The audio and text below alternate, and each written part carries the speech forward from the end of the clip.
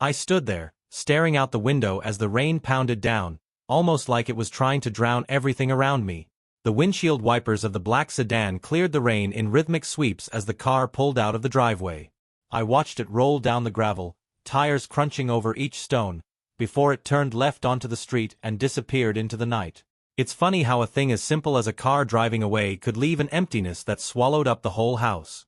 I'd expected something more, but in that moment, all I felt was nothing. No sadness, no rage, no heartbreak. Just this quiet void that seemed bigger than everything I had ever known.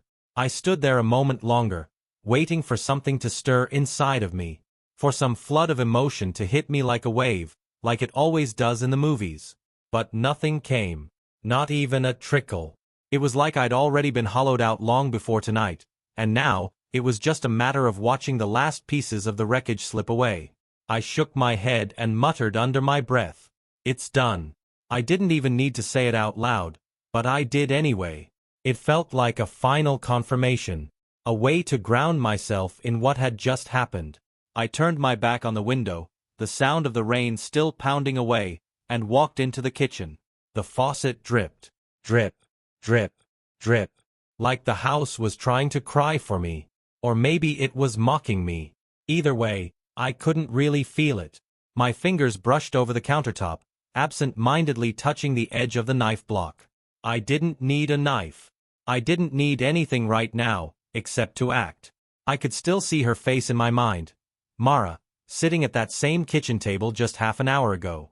I'd come home from work, thinking everything was fine, expecting her to be in the kitchen preparing dinner like she always did. But when I walked through the door, I saw her. Sitting there, all alone, staring down at a glass of red wine. It was the deep, rich kind, almost the color of blood, and it seemed to have been waiting for me. Her eyes weren't red. Not from crying. She wasn't even upset. Not in the way I expected. Instead, her gaze was cold. Like she had already made up her mind, like I was just a footnote in her story now. I could feel the pit in my stomach start to form, deep and heavy, pulling at me from the inside. The atmosphere in the room shifted, charged with something I couldn't quite explain, but I could feel it in the air. And in her. "Sit down, Seth," she said, her voice calm. Too calm. Like she'd practiced the words 1,000 times already. I didn't want to sit down. I wanted to walk out the door and never come back. But instead, I did as she asked. "Why?" The question came out almost before I could stop it, but I already knew the answer. I didn't need her to say it. I'd seen the way she'd looked at Jared for months now. The way she'd smile a little too brightly when he was around. How she'd laugh at his jokes, lean in a little closer than she ever had with me. It was a slow burn, but it was undeniable. Her lips curled into a small smirk. "I'm leaving you," she said, and it was like a stone dropped in a still lake. Sinking, sinking, sinking. I stared at her, trying to piece together the emotions I was supposed to be feeling, but nothing clicked. No hurt. No rage. Not yet. Just a growing numbness. A certainty. "Why now?" I asked, my voice quieter this time. "I haven't been happy for years, Seth," she said, without missing a beat. This has been over for a long time." I swallowed the lump that was starting to form in my throat. There it was. The lie. The one I'd heard so many times before.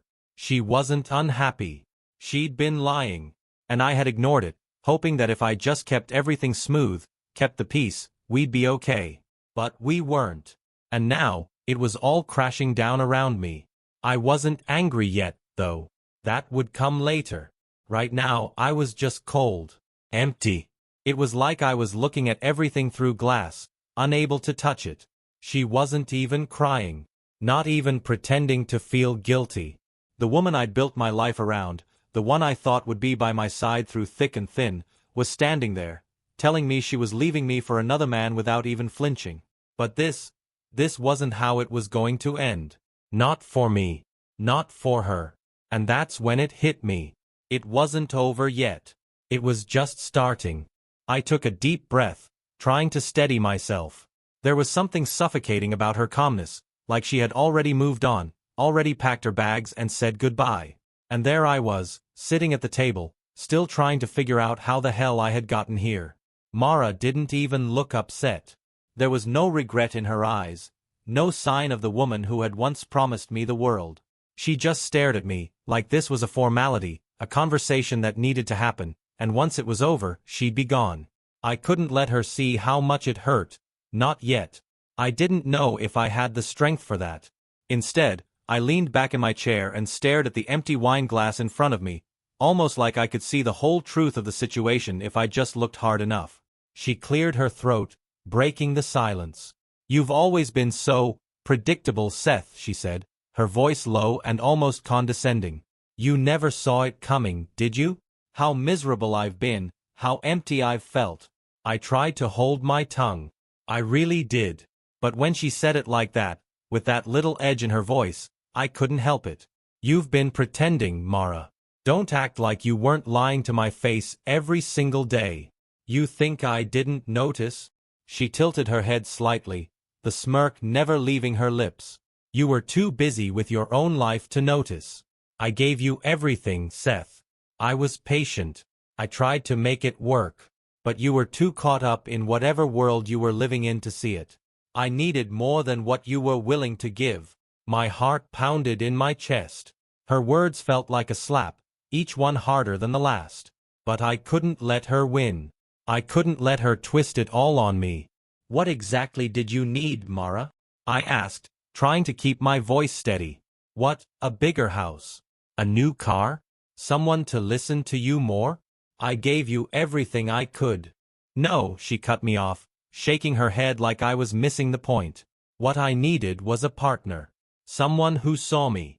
Really saw me. Not just the person you wanted me to be." There it was. The excuse. She had been the victim all along. I was the bad guy for not being enough, for not seeing her the way she wanted, for not being the man she dreamed up in her mind while she was in bed with Jared. I stood up suddenly, my chair scraping hard against the floor. The sound was sharp, harsh, and it startled her a little. I could see it in the way her shoulders tensed, the way she instinctively shrank back, like she was bracing for a fight.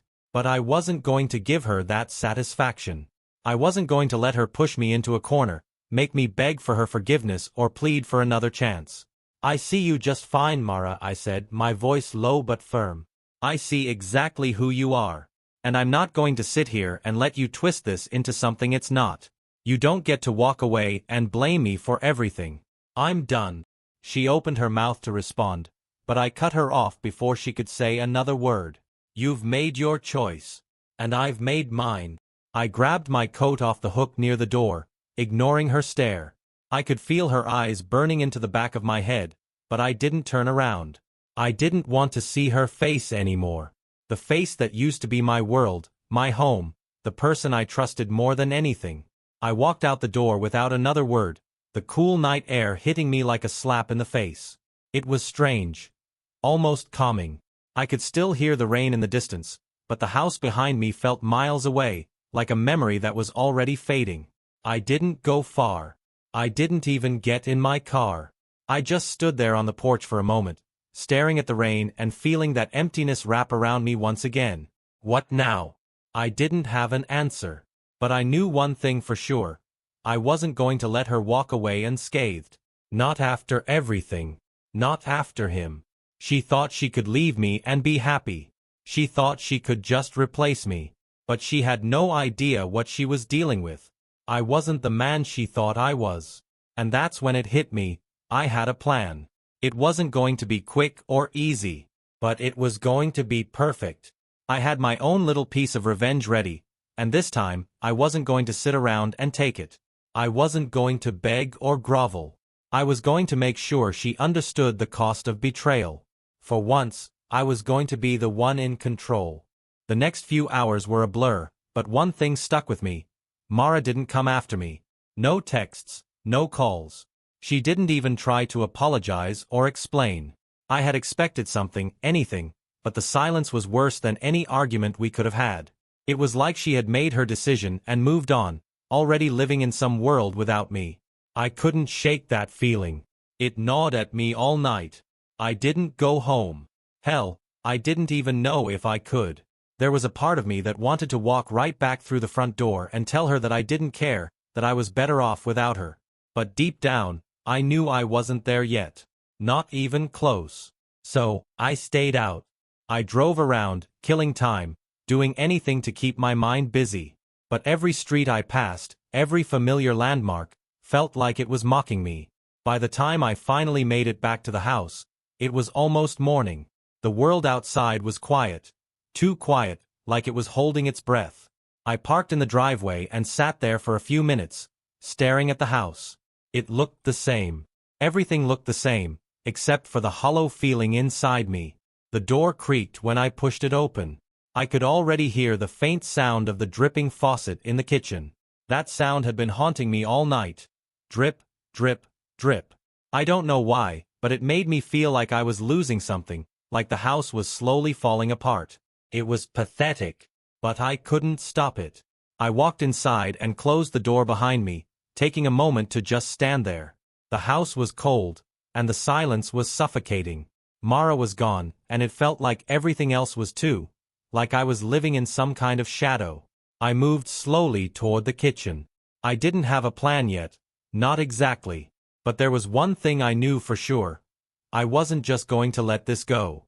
I wasn't going to let her walk away, pretending like none of this mattered. I could still see her sitting there at that table, the glass of wine in front of her, eyes cold and distant. She wasn't sorry. She wasn't even close. And I knew right then that I was done pretending too. I grabbed my phone from my pocket. I needed to make one call. One quick call. Jared's number came up without hesitation. I didn't even think about it. I pressed the call button and held the phone to my ear. It rang twice before he picked up. Yeah, he answered, sounding way too casual. Like everything was fine. Like he hadn't just stolen my wife from me. Hey, I said, trying to keep my voice even calm. It's Seth. There was a pause on the other end. A shift in the air. Seth? His voice was tense now. What's up, man? I could hear it. The nervousness. He knew. He knew what I was calling about. I just wanted to thank you, I said, the words coming out slow, deliberate. For everything. For looking out for my wife. There was a long silence before he responded, his voice a little shakier than usual. No problem, man. I mean, Mara's a great woman. I'm glad we've become friends. A great woman? He was calling her that now? Funny how quickly that turned into a lie. Yeah, I know, I said, forcing a smile I knew he couldn't see. I know. And you know, I've been thinking about it a lot. You've been real good to her. He laughed, but it was a nervous laugh. He knew where this was going. Well, I cut him off. Look, Jared, I gotta be honest with you. I'm not angry. Not yet, anyway. But we both know what's been going on between you and Mara. I let that hang in the air for a second. His breathing on the other end was getting faster, but he didn't say anything. I think we should meet tomorrow, he said finally, trying to sound casual. We can talk about this in person, clear the air. No, I said, my voice cool, calm. Tomorrow's too late. I hung up without another word. The silence that followed was thick and heavy. I could feel the weight of it pressing down on me, but I didn't feel scared. I didn't feel anything. I wasn't done. Not by a long shot. I walked into the living room, pacing for a minute, letting the adrenaline start to build up inside me. It wasn't just about revenge anymore. It was about power. It was about taking back control, about showing them both that I wasn't some fool who could be easily discarded. The silence of the house was starting to drive me crazy. So I walked back to the kitchen, my mind already moving forward. I opened the drawer and grabbed the sharpest knife I could find. Not because I was going to use it, but because I wanted to hold something. Something that felt solid, something that could ground me in this moment of chaos. I glanced over at the countertop, where a bottle of Mara's favorite red wine sat, half open, waiting. I wasn't going to waste it. But I wasn't going to drink it either. I grabbed the bottle and poured some of the wine into a glass. Just enough. And I stood there, holding it in my hand, staring at the reflection in the glass. My face was hard, set in stone, cold.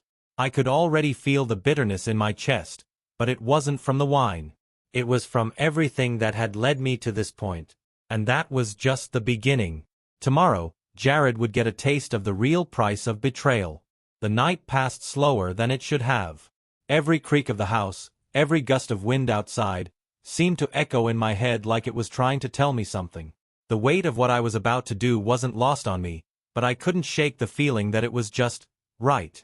I didn't sleep much. Not that I cared. Sleep wasn't going to fix anything now. I kept replaying the scene with Mara over and over in my head. The way she had looked at me when she said she was leaving. The way she dropped that bomb on me with no remorse, no hesitation. Like she was waiting for me to beg her to stay. But I wasn't that guy anymore. I wasn't going to beg. When I finally did close my eyes, it wasn't to rest. It was to think. To plan. Jared didn't know what was coming for him. He thought he was just going to keep living his little life, all smug and comfortable with Mara at his side. But the thing about comfort is, it doesn't last. People get lazy, they get careless, and when you get careless, that's when things start to unravel. I was going to be the one to unravel it all. I grabbed my phone first thing in the morning and dialed the number again. This time, I didn't wait for him to pick up. I didn't need to. I was ready. "Jared," I said when he answered, my voice steady. "I'll be at your place in an hour. You should probably be ready." I didn't give him time to respond. I hung up before he could stammer out a word. He wasn't expecting me. He thought we were going to meet at a neutral spot, somewhere out of the house, where he could pretend everything was fine. But I wasn't playing that game. I wasn't giving him the chance to back out, to talk his way out of this. I wasn't going to let him turn this into some pathetic apology. He didn't deserve that. I dressed quickly, but my movements were deliberate. I wasn't rushing. There was no need. I had all the time in the world. I grabbed the wine bottle from last night, the one I'd poured for myself, and slipped it into a bag with a few other things. I didn't know exactly what I needed, but I'd figure it out when I got there. I drove to Jared's place, my knuckles white as I gripped the steering wheel. The streets seemed quieter than usual, like they were waiting for something too. The air felt heavy, thick with anticipation. When I pulled up to his house, I didn't bother with the formalities. I didn't knock or ring the bell. I just walked up to the front door and knocked hard, the sound loud and firm against the stillness. I could hear his footsteps inside. I didn't give him time to answer. Before he could even turn the handle, I shoved the door open and walked right in.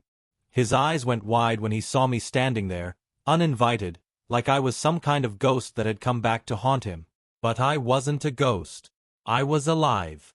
And I was pissed off. "Seth," Jared said, his voice faltering a bit. "What are you doing here?" I didn't answer him right away. Instead, I just walked past him and into the house. The place was nice. Too nice for a guy who had been playing dirty behind my back. But I wasn't here for the decor. I wasn't here for small talk. "Nice place," I said, glancing around the living room. "Real nice." He shifted uneasily on his feet, and I could see the sweat starting to form on his forehead.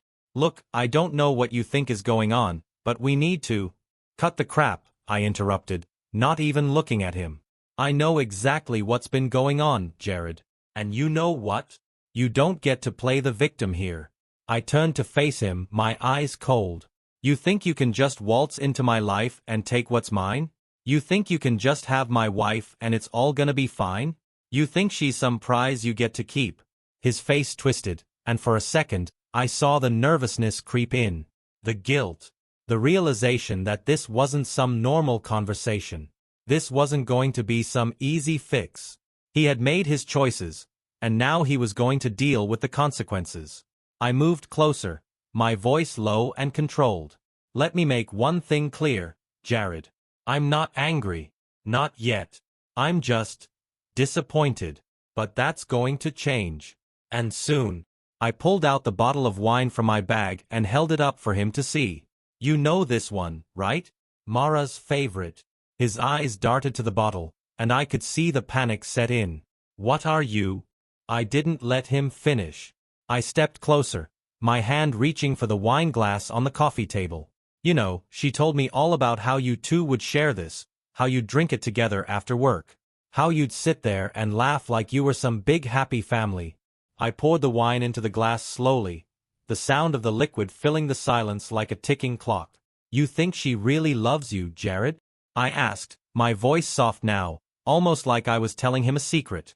You think you're gonna be her happy ever after? Well, you're wrong. And I'm going to show you exactly what happens when you think you can take something that doesn't belong to you. His face turned pale, and his eyes were darting around the room, searching for an escape, but there was nowhere to go. I smiled. Go ahead. Have a drink. You're going to need it. He reached for the glass, his hand shaking. But before he could touch it, I held it just out of reach. You should really think about this, Jared, I said, letting the tension build, my voice cold as ice. Because this is only the beginning. Jared's hand hovered over the glass, shaking ever so slightly. I could see the confusion in his eyes, the way his mind was racing, trying to figure out how this was going to play out. He thought he could still smooth-talk his way out of this. But I wasn't giving him that luxury. Not today. He swallowed hard, trying to play it cool, but his voice cracked when he spoke. What the hell are you talking about, Seth? I didn't answer right away. I just watched him, letting the silence stretch between us. The tension was thick, like a storm cloud hanging low, and I could feel the weight of everything in the air. It was so quiet, so still, that it was almost unbearable. You're not as clever as you think you are, I said finally, breaking the silence, my voice soft, but with an edge that I knew he felt. You've been playing this game for months, acting like I wouldn't find out. But I did, didn't I? I found out everything. He didn't say anything. He just stood there, looking back at me like he was waiting for some kind of punchline. But this wasn't a joke. This wasn't some clever plot twist. This was the reality of his life now. And he had no idea how deep the hole he dug was. I took a step closer, watching his eyes widen, his muscles tensing. He could feel the storm coming, but he didn't know how hard it was going to hit him. I could see the sweat on his brow, hear his breath quickening. He was on edge, and that was exactly how I wanted him to feel. You think she's gonna leave me for you? I said, tilting my head slightly. You think she's gonna be happy with you? Maybe for a while, but that's it. She'll get bored, and you'll be nothing but another guy who used her. He looked like he wanted to argue, to defend himself, but the words wouldn't come. And for the first time since walking into his house, I saw fear in his eyes. Real fear. The kind that comes when you finally realize you've crossed a line and there's no going back. I walked around him slowly, taking in the house. Everything about it screamed comfort. Money, status, all the things he thought mattered. But none of it was real. It was all smoke and mirrors. You think you've won, don't you? I continued, my voice low and even. You think you've stolen my wife, my life, and now you've got it all. But you're wrong. You'll never have it the way you think you do. And one day, when she's bored of you, when she realizes that all the things you've built your relationship on are shallow, you'll be looking around for someone else to fill the hole she leaves. And trust me, Jared, that day is coming sooner than you think. I finally let the words sink in, watching as his face drained of color. I was right. He wasn't prepared for this. For what was coming. You're so out of your depth, I muttered, shaking my head. You think I'm some guy you can just push aside? That you can steal everything from me and get away with it? You couldn't be more wrong. I reached over and picked up the glass of wine again, the one he had almost reached for. I held it in front of him, watching his eyes follow the liquid like a hawk, but I didn't let him take it. You really don't get it, do you? I said, taking a slow sip of the wine myself, letting the bitter taste roll over my tongue. This is a game of patience. You might think you've won, but the truth is, you've already lost. You just don't know it yet. He opened his mouth to respond, but I silenced him with a look. It wasn't about words anymore. It wasn't about arguing or fighting. It was about control. And I had it. I could see the wheels turning in his head, trying to find some way out, but he couldn't. Not this time. There was no escape. He was already in the trap. I set the glass down on the counter and walked toward the door. Before I left, I turned around, casting one last look at him, at the man who had taken everything from me, and I felt a cold smile curl on my lips. "You should have stayed out of my life, Jared," I said quietly. "But you didn't. Now you're going to have to deal with the consequences." I didn't wait for him to respond. I didn't need to. I knew he was paralyzed, caught between fear and confusion, unable to make the right move. When I stepped out of his house, I didn't feel any better. I didn't feel like I'd won. But I knew one thing. He wasn't going to be the one walking away unscathed. Not this time. Not when I was just getting started. I didn't go back home right away. I didn't want to see Mara's face just yet. I wasn't ready for that. I wasn't ready to face the person who had betrayed me, who had ripped apart everything we'd built together for something as shallow as her own desires. I had something else in mind. Something bigger. And I wasn't going to stop until I got what I deserved. I knew that things were about to get a whole lot more complicated, but I was ready. The calm before the storm had passed. Now it was time for the reckoning. The next few days felt like I was walking through a fog, like I was stuck between two worlds. The one where everything was normal, the life I thought I had, the life I thought I deserved, and the one where everything was shattered and I was trying to pick up the pieces. But I couldn't focus on the pieces just yet. I had to keep moving forward. Mara wasn't home when I got back that night, which, at this point, wasn't much of a surprise. She had moved out for the most part already, taking whatever she thought she needed. Clothes, things she couldn't replace, things that had always been more important to her than the promises we'd made to each other. But she had no idea what was coming. Not yet. I sat in the living room, staring at the empty space. It felt so much bigger now, like the house had grown in size, all the walls closing in on me. Everything that once had meaning felt hollow now, like a photograph faded with time. The silence was so thick it almost hurt. And I could still hear the dripping faucet from the kitchen. Drip, drip, drip. I got up, not wanting to be in that place anymore. I grabbed my coat and headed out again, but this time, it wasn't to think. It wasn't to waste time. I had a destination. I made my way to her office. She worked late most nights, often at the same hours that I was home. She'd spend hours there, always telling me it was just work, just needing some space to get things done. I'd always believed her. But I wasn't stupid. The late nights, the whispers on the phone when she thought I couldn't hear, the way she'd act all nervous when I asked about her day. Now it all made sense. It was all lies. She'd been lying to my face for months. I pulled into the parking lot and parked in a spot where I could see the entrance. I wasn't sure what I was looking for, but I knew I needed to do this. I sat there for a long while, just watching. The sky was growing darker, and the lights from the building made everything seem artificial, like I was watching some bad drama unfold. Then I saw her. She was walking out of the building, her phone pressed to her ear, laughing at something, the way she used to laugh with me. It made my stomach churn. There was Jared, standing outside, leaning against the door, his arm around her like they were some perfect couple. They didn't see me at first. They were too caught up in each other, their heads bent close, whispering like they had some secret they didn't want anyone to know. I could feel my blood start to boil, but I kept it in check. I didn't want to do anything stupid, not yet. I watched them for a few more moments as they hugged, her face pressed against his shoulder. It was like everything I had been working toward, everything I thought we had, was gone. I felt like I was going to choke. But instead of confronting them then and there, I made a choice. I didn't want to make a scene, not yet. This was going to be bigger than that. I waited until they drove off together. The last thing I needed was for her to know I was spying on her. Not that it would matter much now. I didn't follow them. That wasn't the plan. But I had seen enough. Enough to know she wasn't coming back to me. She wasn't going to apologize. She wasn't going to feel guilty for what she'd done.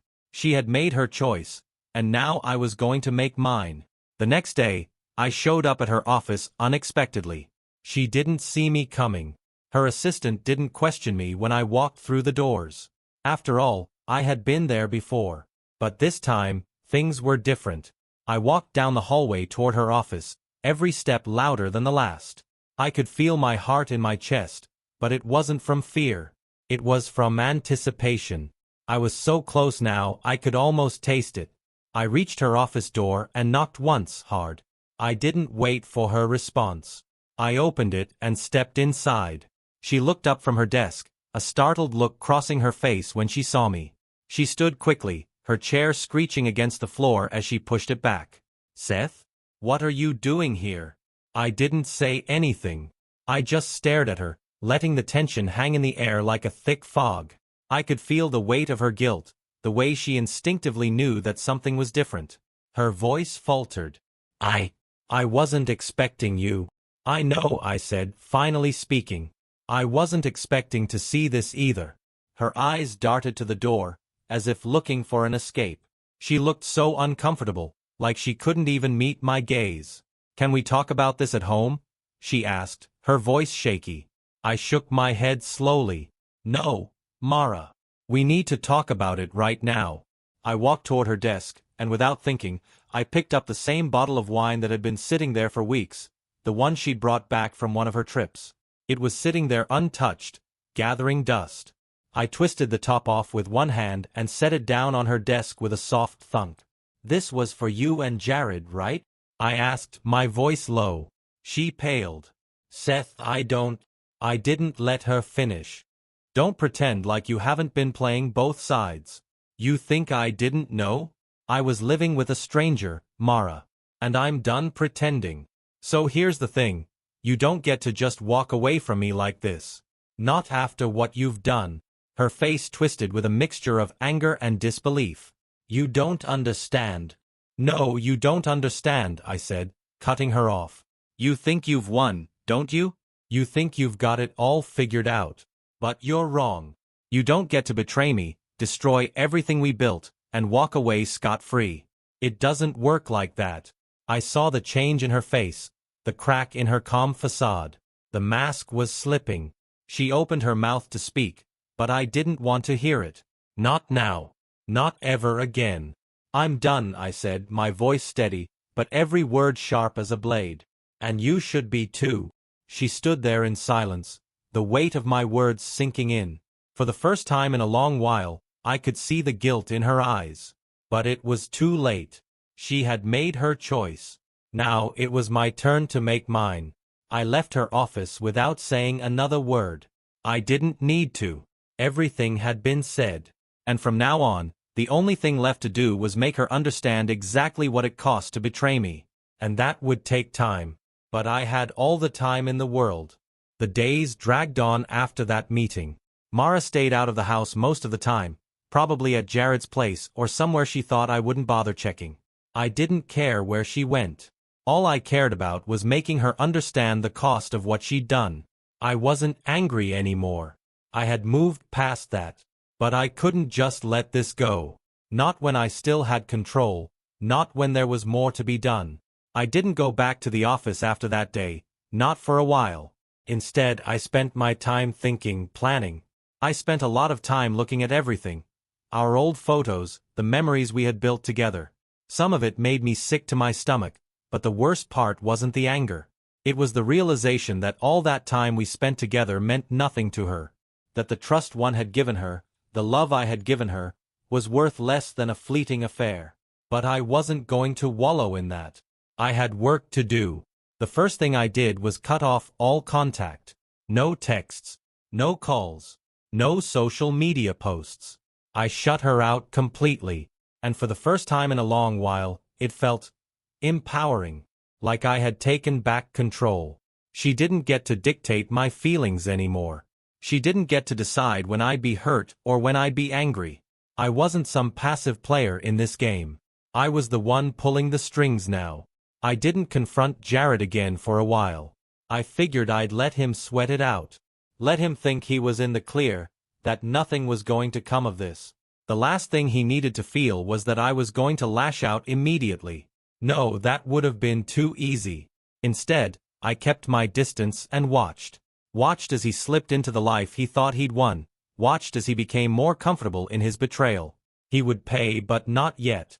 Patience was key. But there were other things I had to handle first. Mara had left a lot behind in the house. Her clothes, some of her things, even a few little reminders of what we had been. I knew she'd be coming back for them eventually, but I wasn't going to make it easy for her. I wasn't going to let her waltz back in here like nothing happened. No, I was going to make her feel the weight of it all, the weight of her choices. So, I started by packing her stuff. I didn't do it angrily. I didn't throw things around. I simply gathered her clothes, her makeup, the little trinkets that used to be ours, and put them in boxes. Neatly. Methodically. And then, I went one step further. I packed a few things she hadn't noticed she was missing. Little mementos of mine. Old photos of us, the things she'd long forgotten. The stuff that would remind her of who she'd been when she was still mine. I made sure it was all packed and ready. And then I left it in the living room, right where she'd see it. She wasn't going to be able to ignore this. A week passed. By now, I'd grown accustomed to the silence. I wasn't chasing her anymore. I wasn't begging her to come back. I was building something different now. Something she hadn't expected, something that was going to break her. I got a call late one afternoon. It was from an old friend of mine, someone I hadn't seen in years but who still kept tabs on things from time to time.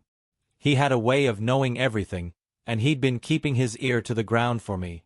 "Seth," he said when I picked up, "I've got some news for you. I've been hearing things about Mara." I leaned back in my chair, a small smile tugging at the corner of my mouth. "What kind of things?" "Let's just say, her new life isn't as perfect as she thinks it is. Jared's been getting a little too comfortable. People are talking." I raised an eyebrow. "What are they talking about?" "Let's just say I've got a few photos of them out in public, looking a lot more like that than they should," he said with a laugh. "And I know a few people who might be interested in that kind of thing." I took a deep breath. "What do you need from me?" "Nothing, man. I'm just letting you know. But if you want to move on this, you know where to find me." I thanked him and hung up, the pieces of the puzzle starting to come together. I didn't need to expose everything just yet. But I had a little leverage now. Enough to make sure that Mara didn't think she was free from the consequences of what she'd done. She'd left me, but she hadn't left the mess she'd made. And that mess was about to come crashing back into her life. The next day, I sent her a message. It was simple. Straightforward. "I think it's time we talk. Your things are packed. I'll leave them on the porch." I didn't expect a response, but when my phone buzzed a few minutes later, I almost couldn't help but grin. "I'm not coming back, Seth." I let her words sit there for a moment before typing out my reply. "I know. But I'm not done with you yet." I hit send, feeling a strange sense of calm wash over me. She thought she was free. She thought she was untouchable. But I was just getting started. And now, everything was in motion. The next morning, I left the boxes on the porch, just like I said I would.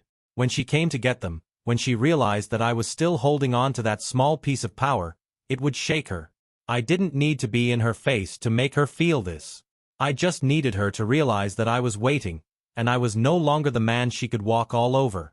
Soon enough, Jared's life would unravel too. I didn't know when or how, but that was the beauty of it. I had time. And patience. Now, the real game had begun. A week passed, maybe two, and still, Mara didn't show her face. The boxes sat on the porch, just where I'd left them.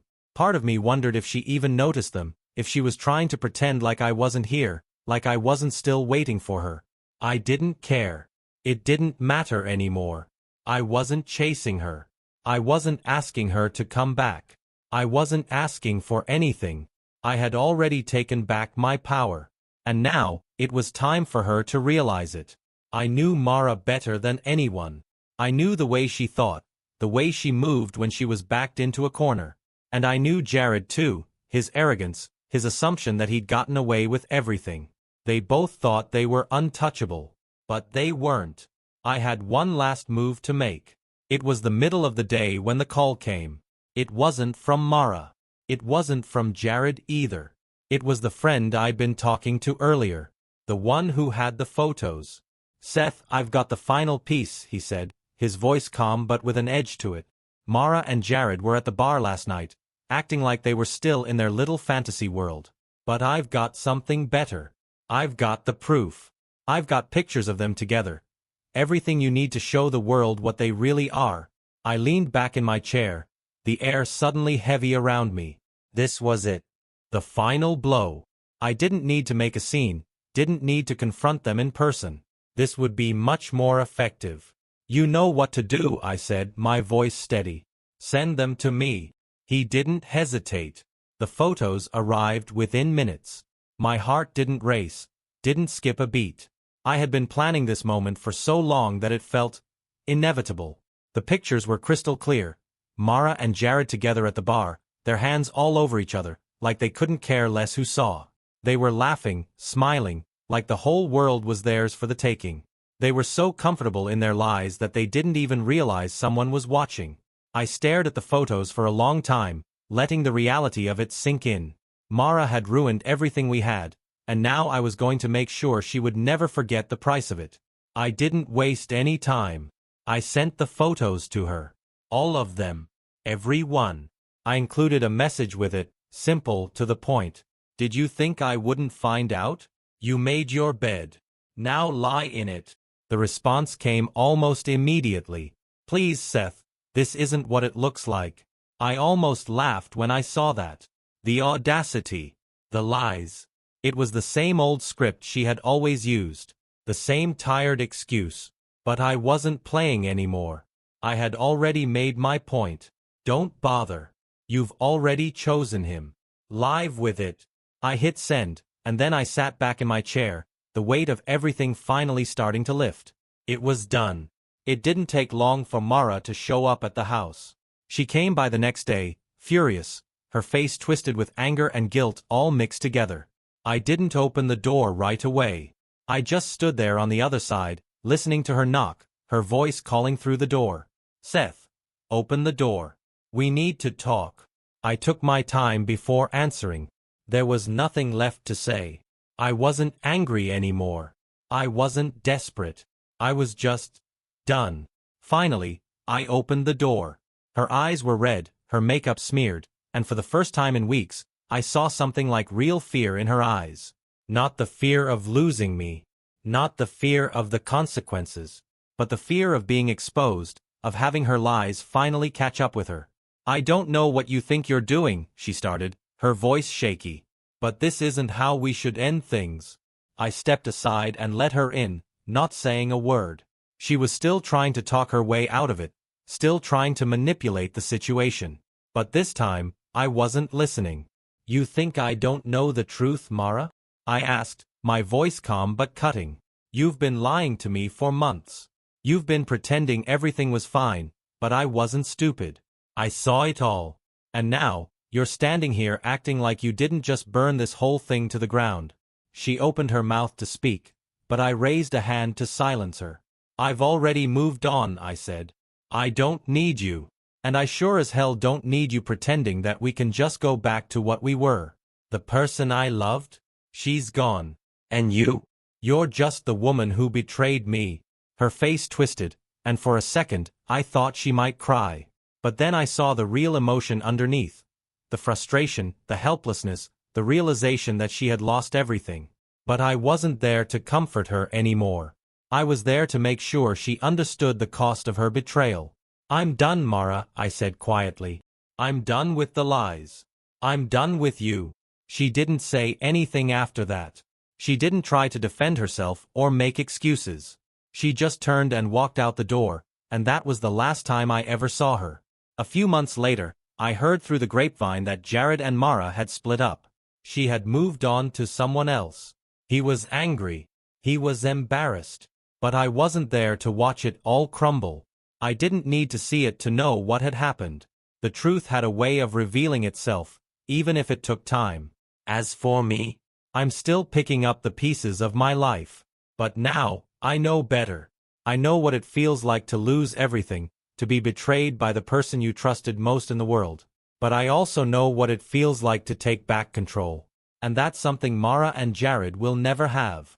In the end, it wasn't about revenge. It was about justice. And I got mine.